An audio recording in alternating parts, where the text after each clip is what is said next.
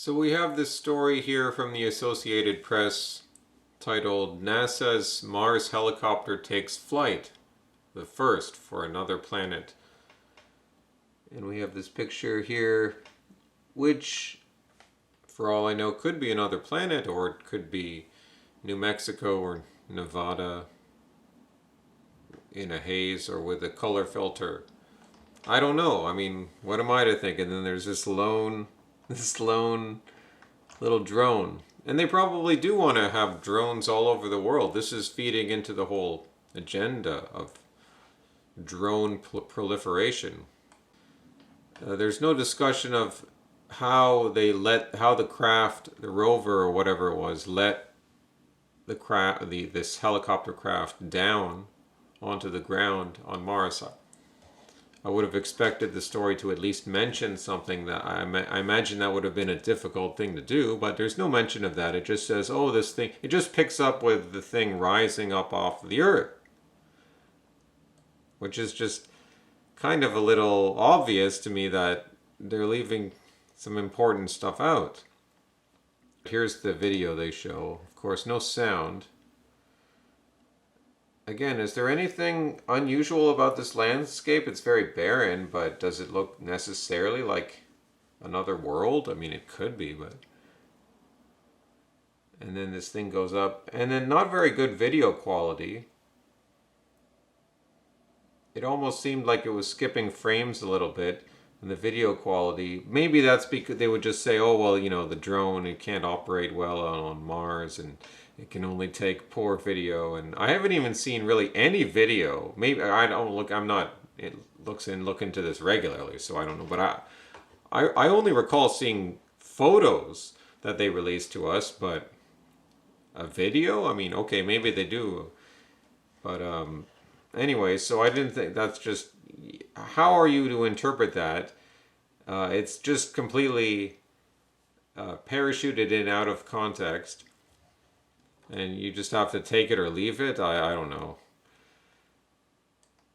NASA JPL, is that their Twitter channel? Blue check mark. Have you heard? We flew a craft on another world for the first time ever with flying colors. Now relive the scene in Mission Control as news of Ingenuity's nail-biting takeoff made it back to Earth. Oh wait, are they saying that this is a reenactment? Now relive the scene...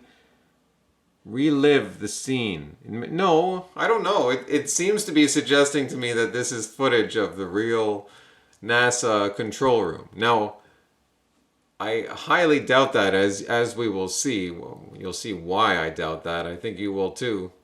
But the language here seems to suggest that this is the NASA control room. As they're like watching this helicopter deploy on Mars. Earlier today, Ingenuity should have autonomously performed its first flight. Oh my goodness, are you kidding me? This is the control room, so they're all wearing double masks? No, I'm not trying to distract, but that is and it's a very diverse collection of people. That's fine. It's male and female, and but is this like a real? Shouldn't they have more gadgets and technology and meters, and shouldn't they have at least more communication devices? Like, isn't this like a little almost like sparse and almost like low tech? Whoa. Performed its first flight attempt on Mars. Okay, dare mighty things.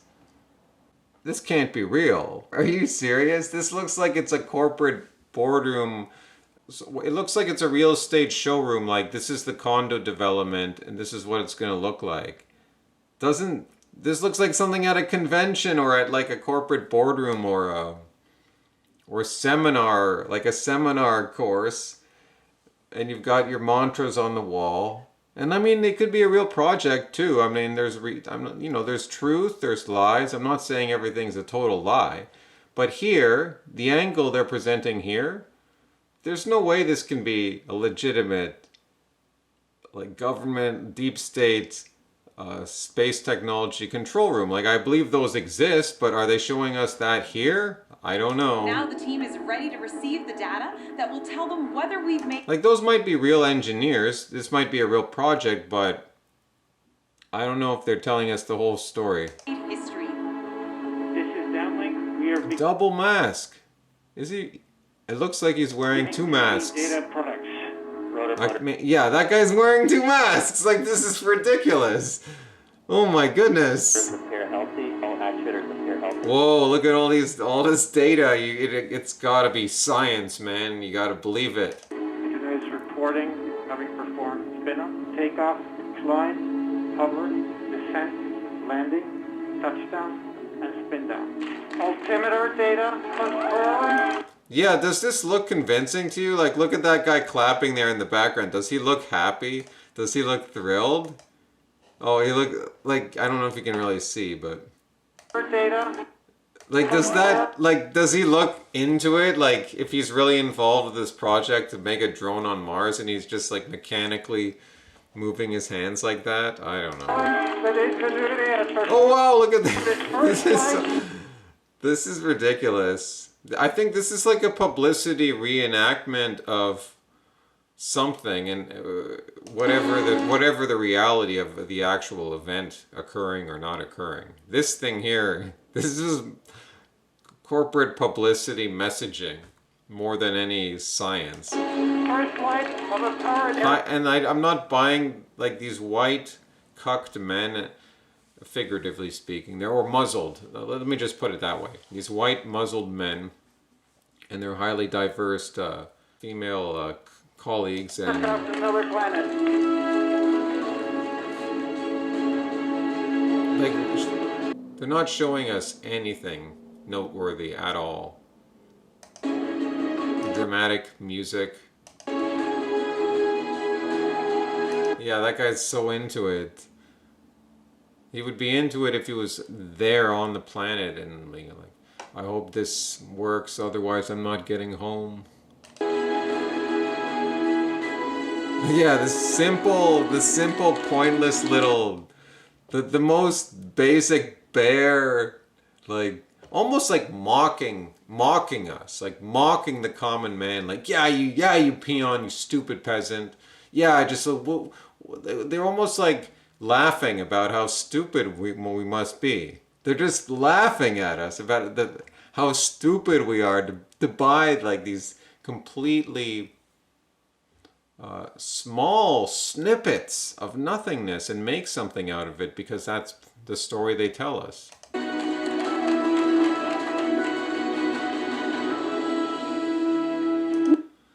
What's this? Image of the day, NASA adding another feather to its cap, its Mars helicopter making history with a successful flight on the red planet. NASA engineers sending a miniature helicopter whirring just above the Nothing. surface of Mars. As I said, stay well, stay safe. Thanks for This watching. looks totally fake. Yo, are you kidding me? That looked totally fake. Let me see that again. Whoa. Chinese astro. Oh, the Chinese are doing it too? Okay. She looks like she's been in a makeup, like she looks like she's been in a spa and she's coming, like, are you kidding me? You've been in space, you've been like hurtling through the atmosphere. Supposedly you can't walk and she's wearing makeup, clearly. And she's like all shiny and like, you've got to be kidding me. So the Chinese are in on this too. They know the lure of space. And there's some truth to space. Like, I'm not a disbeliever in space. I do believe that space is there and planets could very well be real. But clearly there's something important we're missing here.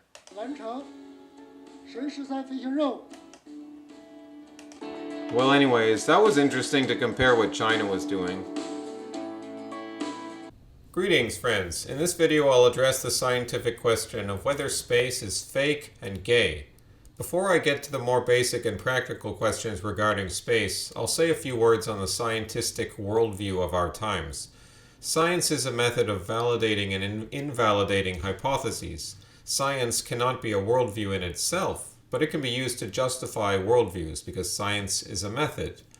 However, when people say trust the science, they're failing to acknowledge that what the so-called science says has changed continuously over the centuries. It's always changing, and knowledge does not progress linearly. Knowledge is lost. Different systems of thought come and go. So it's false to say that we are always gaining more wisdom and gaining more understanding of the physical world. The truth about this is ambiguous at best. And there is a connection between the current idea of space and the revolutionary spirit.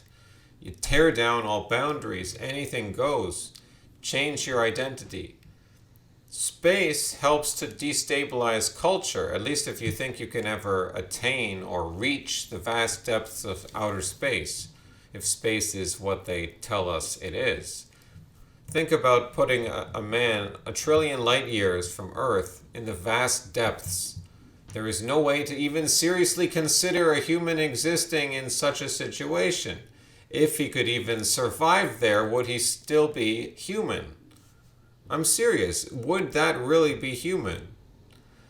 Losing a man in deep space is different from losing a man at sea or in a coal mine. In the latter cases, we bemoan that we could not find their bodies to bury them, but we know that they were lost in this world. In the former case, we don't even really know what they were lost in, for infinite space is not in itself a thing, in the way that the ocean or the seams of the earth are things. The idea of infinite space is itself a void in my thinking. It is like a mild form of cognitive dissonance. So for these reasons alone, I am skeptical about the version of space we are taught. However, I do have some belief in space. I believe planet Earth is round and that it does mysteriously exist in something we can call a solar system. As to the motions of the Earth or the other planets, I don't know much, but I do believe there could be other planets in this solar system.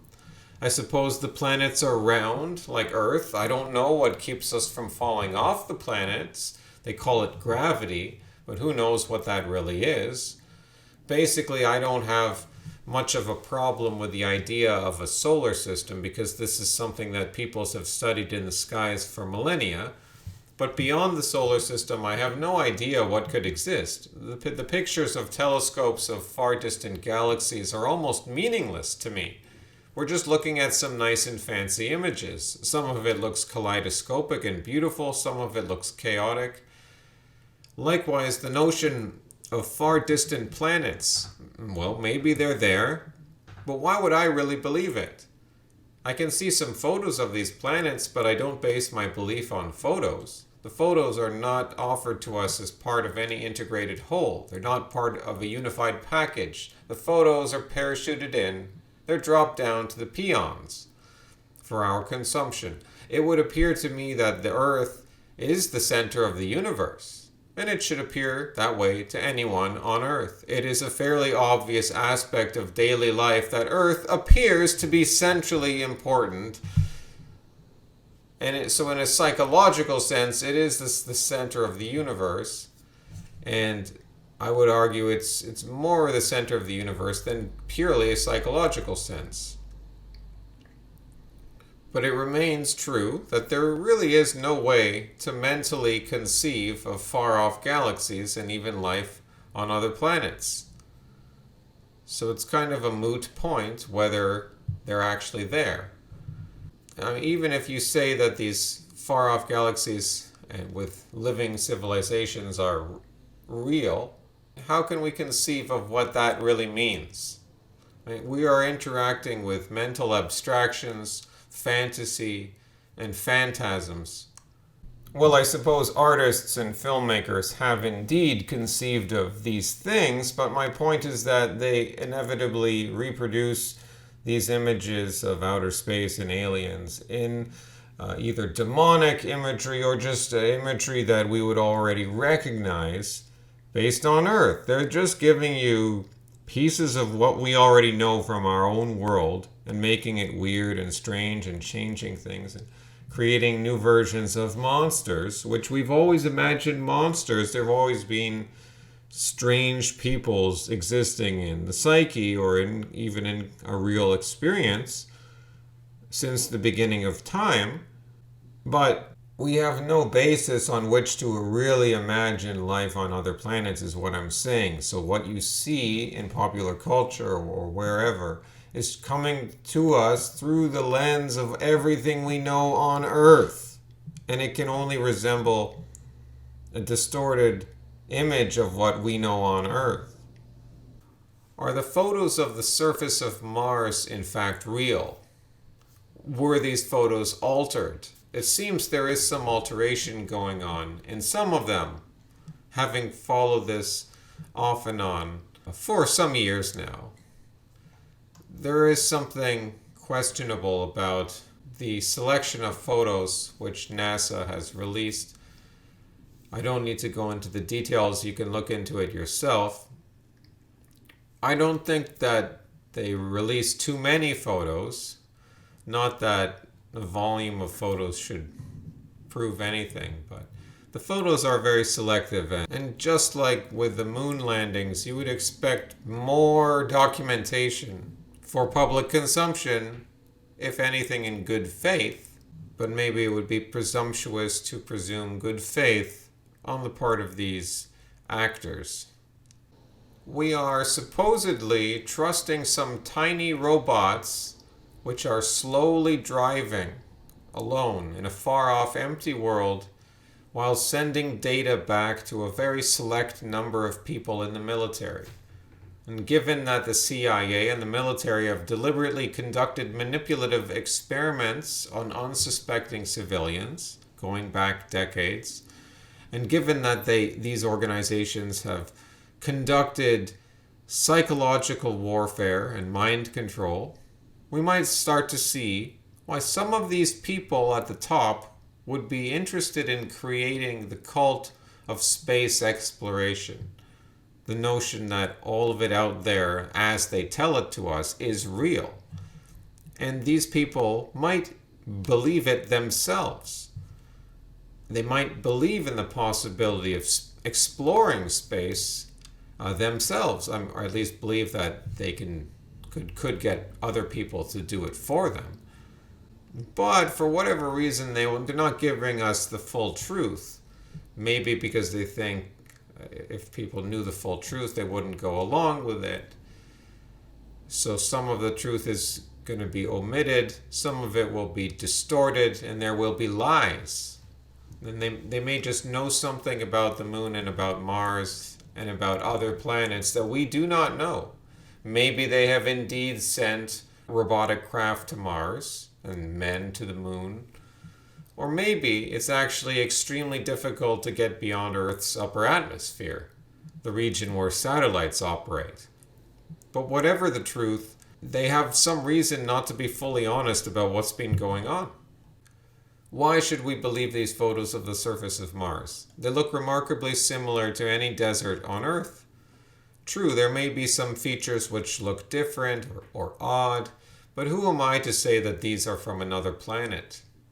What would be the motive for faking the Mars exploration? Well, one possible answer would be to prepare humanity to accept quote-unquote alien visitation or alien teachings or so-called alien wisdom.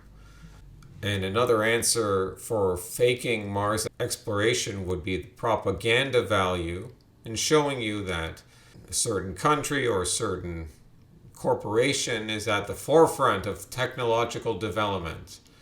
And this might be connected to building an interest in the public, which gathers a select number of recruits to these programs. Another answer is that maybe there really is some Mars exploration going on, but for whatever reason, the truth is heavily distorted and or hidden. So why would it be difficult to maintain the hoax of outer space when the culture already believes it? And we came to believe it easily and largely through movies. And they've only shown us a few photos and poor videos when it comes to things like the moon and Mars. Practically nothing at all of Venus. I mean, that's supposedly because of the atmosphere there, but so look at what they tell us about evolution or about the pandemic, and based on practically no reasoning or empirical evidence, people accept these narratives. So why would it be any different with what they say regarding outer space? Why should we trust the people who are feeding us this information? Do they not operate in an immense cloud of secrecy? They are the military. Do you trust the military and the deep state and the immensely wealthy corporations which are at the forefront of so-called space exploration? Why would you trust NASA or Elon Musk? These people don't care about us at all. They are godless. And it is revealing that Elon Musk captures more attention for taking over Twitter than for trying to explore space, because Twitter is infinitely more relevant to far more people than space could ever be. And Twitter, not coincidentally, is a type of hyperreal simulation. So in summary, I don't necessarily think the planet Mars does not exist, but I have little reason to trust anything that I am shown about it. Morgoth was wondering why anyone would want to go to Mars when they'll be able to explore it virtually. Our people have become shallow, and they have no deep sentimental urge to explore and risk death. So he was pointing out a contradiction that Elon Musk is trying to be this forward-looking Faustian man or Nietzschean strong man who explores the world because it is there, because the obstacle presents itself. You go forth, and it's romantic, and it comes from a deep culture and real timeless values. But the contradiction is that the culture that we're creating, and that Elon Musk himself is participating in creating by pushing transhumanism and replacing people with technology and integrating technology into people's brains, whether or not he's actually going to succeed with that, but that's what he talks about. And so he's creating bug people on Earth who are not going to want anything to do with risking their lives, because they don't have much of a conception of an afterlife, and they're going to be plugged in. At least that's the sort of world that he's trying to create on Earth. You're not going to create the sort of culture that could even get to outer space if all that stuff they tell us about outer space is even real. So that's just sort of kind of a separate question to this video, but I wanted to include it. Now, I did want to say that we should remark that all these pictures, even of all the ones they have selected to show us, we still just get this picture of desolation. Now, maybe is that the point, or they want us to see that desolation, or is it perhaps all they could manage? Like they can't manage to hide the utter desolation of the world beyond Earth. It's just, for whatever reason, not an easy thing to fake for them. They can fake many things, but maybe it's actually really difficult for them to fake how utterly desolate everything beyond Earth is. And maybe that's not an accident. Maybe that's not a coincidence that beyond Earth, as far as we can see, and as far as we can even imagine, I mean, we can imagine otherwise, but as far as we can say through our direct experience, there is nothing that we could call life. You don't think there's any divine reason that Earth has such life? And would you really ever be serious about wanting to leave Earth? Would you really want to go to any of these far off places? Again, maybe the Faustian man would, but the Faustian man was not well. He was ill, you could say.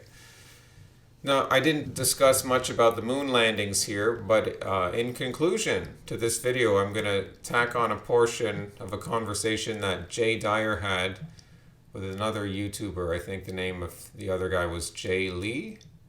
And this is very interesting what Jay has to say Jay Dyer has to say regarding the moon landings. So I hope you enjoy that, and hasta luego, amigos. And I want to bring up the moon landings because about 2 weeks ago, my buddy Josh and I, every Friday, we started kind of reviewing a film that we like. We go over the symbolism and it kind of what you do, but maybe not as refined. We talk about bands that we grew up liking or whatever. And the first one we did, we were discussing Rocky, and there was some question in the chat asking about, if the media is if the Hollywood establishment is so anti-American, so anti-white, which I think it's obvious that they are, although again, what does being American mean? They are without question anti-white. How do you rationalize the fact that they put out First Man that celebrates the great accomplishment of a man landing on the moon? And so to bring this kind of back to you, you had referenced, was it Wag the Moondoggie by Dave McGowan, I believe. And so I sat down and I read the whole thing in one day because, first of all, it's very well written stuff, Wag the Moondoggie. And it's funny, too. It's funny as hell. The guy is really, really funny. And the moon landings, they're more important than you would think. You'll get some people that will say, I don't want to engage in a conversation about the moon landings. It's childish. It doesn't matter. And one of the first things that I thought about while I was reading McGowan's work is we are often told that the moon landings represent the greatest triumph of capitalism over communism, right? Absolutely. That the moon landings represent the epitome of Western superiority over Eastern intellect or whatever. It was essential to the Cold War. Absolutely. Exactly. And the moon landings have become part of the Americanist religion in many senses, right? Oh, yeah. And there's a couple interesting notes to this, which is if you accept that is true, which I don't believe that we landed on the moon, and we'll go into that in just one second. But if you accept that is true, then if you do an iota of research, then you have to accept that the Nazis, who are inherently, apparently anti-American, got us there because we're told that Werner von Braun designed the Saturn V rocket, right? Isn't that an interesting little trick there? Yeah, that's the first thing. But the second thing is, so that's already the contradiction within the moon landings. It's totally retarded. But then on top of that, if you think to yourself, okay, the moon landings didn't happen, which I think we have every reason to believe that they were all staged. Well, then it really makes you wonder, how important is economic ideology to the accomplishments of a civilization? We were told the communists didn't land on the moon because they didn't have capitalism. But if we can look at this from an actual critical sense and say, well, it looks like the Russian space program was actually far superior to ours in almost every sense of the word, that means that there actually is something more to a people than merely economic ideology. And that's why when people say, well, don't talk about the moon landings, it doesn't make sense. I say no, because what is real? We were told the only reason we made it there was because we had capitalism. It's retarded. It's retarded. If we didn't make it there, then what made the Russian program more successful? There's obviously something deeper that invokes success within a people than just more capitalism. Right. Yeah. I don't have any fear. I've taken a lot of flack for being a moon skeptic. And by the way, I'm not a flat earther. I don't think that the planets are fake or anything like that. But I do consider it well within my epistemic rights to be skeptical of the very prominent examples of supposedly going to the moon. Now, beyond that, I think it's up for debate. I think that you can debate what degree, advanced aircraft exist or don't exist, or what kinds of satellite technologies out there. I don't think satellites are fake. But I think that the argumentation that we're given for the moon landing is pretty brilliantly deconstructed by Dave. And I want to add that I didn't ever take that conspiracy theory seriously until I read Dave's book. I mean, I was always open because I consider myself, open to hearing any kind of argument. I'll listen to people who make, like the arguments that we live in a simulation and, well, this is just Plato again. Right. But I'll hear it out because it's fun to entertain or kind of play a, like a mental kind of, what's the word I'm looking for? Hypothetical. Like let's say that this is true, then blah blah blah. But I remember that when I first, this is one of the conspiracies that you first encounter. Like if you were back, Googling in 2004 or 5, you have conspiracy theories and the moon landing, right? And you get like, it's fake, or you get no, there's actually, alien monoliths on Mars. Those are the two. Those are the two big ones. Like that's exactly. The two options. And I never paid attention to either one of them, although I did entertain the possibility of like, okay, well, maybe there's moon monoliths on Mars or whatever. And the reason I didn't really consider the stage moon landing stuff plausible was that most of the debates devolved into just the most, idiotic, like hyper fixation on the flag and like the shadow of the flag. And I'm like, this doesn't prove anything. So I never really paid much attention after that. And separate from that, when I was studying in grad school psychological warfare, you're kind of shocked or taken aback at the level of deception that goes on in warfare. So you'll learn about situations where, allied powers, Axis powers, did some very big league deceptions. And a lot of them are funny. A lot of them are very fascinating, during wartime, like dropping giant inflatable tanks, which are not real, but that looked real to the Axis powers. So it freaked them out. This was a famous incident of a bunch of inflatable tanks that were not real. Dropping flyers that talked about how news clippings at home were describing how soldiers, this was done to the Axis powers. I'm trying to remember who did it, but they somehow they tried to drop news clippings from what were supposed to be, I think, German papers at home about how all the soldiers' wives were leaving them because they've been gone for so long. and what it was supposed to do was like destroy their morale. So you start to notice that this is like all the time in warfare, dude. Like there's nothing but constant deception. Then when you study media and you realize the prevalence of deception in media. Yeah, I read Dave's book, and to me, he asked so many really pertinent questions that when you look into it, you don't see people answering. You don't see solid answers to pretty basic questions, and things like contradictions that in the claims of the astronauts themselves. Like they have really contradictory accounts of what happened, what went down. The ergonomics of the dune buggy, and there's so many things like that. The impractical nature of 230,000 miles in a tiny tin can, which, I mean, I drove with my girlfriend 5,000 miles on a Prius, and that was a nightmare.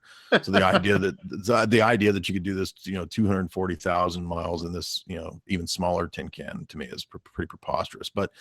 And then when you couple it with the big scale psyops of the Cold War, I would say, for me, the argument is much stronger for them being staged, especially when you look at Apollo 13, they're fucking playing golf. Give me a break, dude. Your life is on the line. The slightest thing that could go wrong would kill the whole team. It would be a disaster. But you're such a badass American that you're going to go up on the moon and play fucking golf. Give me a break. No, once you start thinking about it like that, you start to realize, dude, this is an obvious fucking psyop. There's also the component. This is another thing that, again, there's so many. Society will structure these things in a way where you are socially ostracized if you don't accept certain beliefs as dogma. And so when that happens, you sometimes won't look deeper into things because you don't want to be ostracized. Kind of getting back to our discussion before about how democracy can be, really demonizing and make you feel lonely when you think everyone else thinks something differently than you, right? When supposedly socially you get the state legitimacy, right? So. You're looking, for example, at these guys, they were up. Listen, I'm not saying that they weren't real astronauts, right? As an example. So you see the photographs of like Neil Armstrong or Buzz Aldrin from other missions when they're getting out of like the capsule, when they've landed like back on Earth, like just shot back into Earth in a parachute. And they look like shit, as anyone would look like shit when they've been not showering for days in a tin can flying around the planet, But for some reason, when these guys get popped out of the capsule that lands back on Earth after the moon missions, they look great. I mean, their hair is done. They're perfectly clean shaven. Yeah, it's because it was a photo op. Yeah, it's just totally ridiculous. Like, you can't tell me I don't doubt wasn't low fake. Earth orbit. Yeah, exactly. I don't doubt that astronauts were in low Earth orbit or that Sputnik did that. I mean, I do doubt though that they went 240,000 miles one way and 240,000 miles back with that little rinky-dink tin can. And by the way, I went to the DC museum a few years ago, the aerospace museum, where they have, I can't remember if it's like a exact replica or it's the actual, Apollo craft or whatever. It's one of the two. And the funny thing about it was that everyone standing around me, very busy that day at the museum, everyone around me was literally snickering and laughing and like joking about like, how did they really fly this dinky thing? It looks like something from a B movie. Literally everyone just sort of chuckling and laughing about it. And I couldn't help but think that, yeah, I mean, this is kind of like, yeah, I mean, cell phones can barely send signals, on Earth, but we're supposed to think that they were beaming this shit, back, 240,000 miles away with like 60s technology. Yeah, give me a break. No, it's much more plausible to me that it was filmed on a soundstage. I don't know where. I don't know that Kubrick did it, maybe, but who knows. And by the way, I believe there is a secret space program. I believe that NASA, a lot of what NASA has been there to do was to operate as a front, as a kind of PR propaganda front. And what was really going on, and by the way, Dave came to the same conclusion, independent of me. I didn't know he believed this until he mentions it in his book. He says that really what they were doing was essentially erecting the giant global surveillance grid. They were essentially putting into place the internet, all this kind of Skynet type surveillance throughout this period where we're supposed to think it's about conquering the moon and all this kind of crap, all this propaganda. And really all that did was operate as a front for the real deep state, the real space program, which is, like stuff operated by the Navy and DARPA, not freaking NASA. That's the real program. And they absolutely installed a giant Skynet surveillance system that is now operative. It's going into effect. It's called the Internet of Things, right? It'll probably be called Skynet, right? That's all very real. And that's what was really going on.